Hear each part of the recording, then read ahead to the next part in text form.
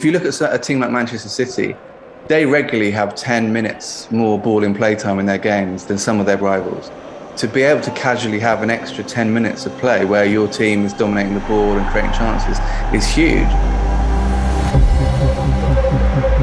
In every match, the UEFA Champions League features the biggest stars in the world. But star power alone isn't enough for a team to thrive in such a complex competition.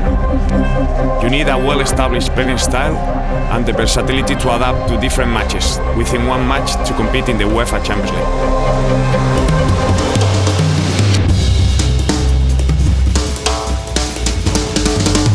In this episode, we will use data to analyze the most successful playing styles in the UEFA Champions League and how they evolve over time. There used to be a time when big UEFA Champions League nights was sort of a character test. Then you saw, I think, tactics becoming more important. Football is getting so sophisticated, so demanding that the more complete you are, the better team you are. The biggest change in football generally and in the UEFA Champions League is Pep Guardiola's accession at Barcelona in 2008. The Barcelona of Pep Guardiola set new standards in terms of beauty, playing football in a way that I don't think people thought was possible at this level. Just as when you think someone's sold football, someone else will come along and undermine that. But then teams start to say, well, if they're prioritising retaining possession, you prioritise regaining possession. And that's where I think we see the Klopp model of football, that German model of a very hard high press. High press is when teams look to win the ball high up the pitch, look to create turnovers in dangerous areas and turn that into high quality goal scoring opportunities. From Pep Guardiola's Barcelona team to Klopp's Liverpool team today, managers have been using a variety of playing styles to drive success in the UEFA Champions League. Liverpool reached the 2019 Champions League final actually adopting a slightly different approach to what they'd done the year before, where they were very open, very high scoring. The marquee performance of the Champions League winning season, which was of course the second leg of the semi-final against Barcelona. That with the energy that the team has, the club has, the energy of the crowd, the energy of the manager, anything can happen. Bayern Munich became the first UEFA Champions League team to win the Champions League, having won all 11 of their games, an astonishing feat. A big part of that was possession play.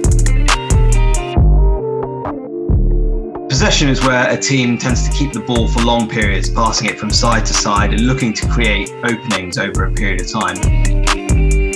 And you sort of thought, particularly in that final against PSG, you thought you can't play that high against Mbappe because any ball in behind, you're not going to get back if Mbappe gets a run on you. But they were confident enough that the press was good enough, the teams couldn't measure the ball in behind.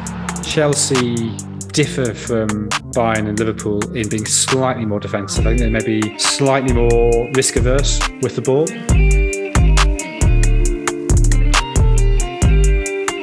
They employed a range of styles, including quick attacks, possession, high press, and also wing play. Wing play is when teams look to get the ball out wide, using their wingers to either put crosses into the box, get at opposition fullbacks, or generally create chaos inside the final third. Now, let's deep dive into the current season. What styles have we seen drive success so far in the tournament? Among group winners, possession play was a really popular style of play. Some by default because they're so good that they're going to have the ball anyway.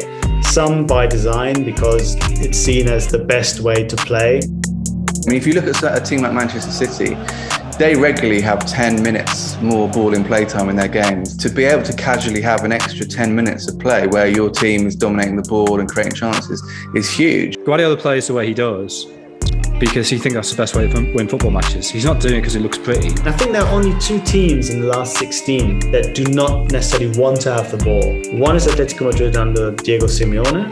It's a test that a lot of teams don't really face on a regular basis, and I think that's why they upset teams. And one to a lesser extent is Salzburg under Matthias Jaissle. The majority of the time playing a high press, they also were able to play a low block against some of the bigger and better teams. A low block is where a team tends to sit back, putting 9 or 10 men behind the ball, looking to restrict the amount of space that the opposition have, and therefore the amount of chances that they have.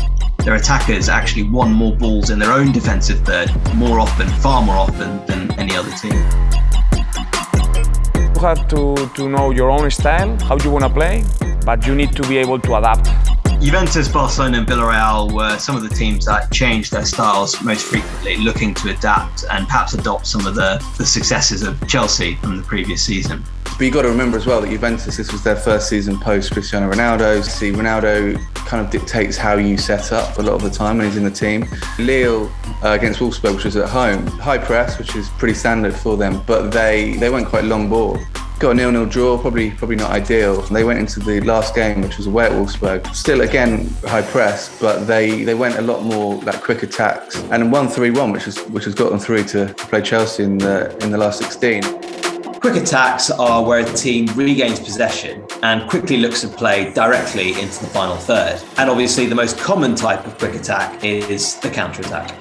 The beauty of football is that there is no one perfect way of playing football. It can't be solved. Depending on the players that you have, the coach that you have, the conditions, the opposition. Adaptability, within games, within seasons is a key part of modern managerial strengths. It's hard to play one style if the players they don't feel it or they don't have the qualities. So football is about the players, and then you will try to work with them to be able to play one way or another. What does the future hold for playing styles in the UEFA Champions League? What we'll see going forward the next decade or so is the analysis of how teams play in order to best target the pressing. I think that's getting more and more sophisticated all the time. It's the coaches and teams that forge ahead and don't necessarily react to an individual trend in the game that will probably have a lot of success. A football match is like a million stories condensed into 90 minutes, and again, the best managers are the ones that can kind of control that narrative.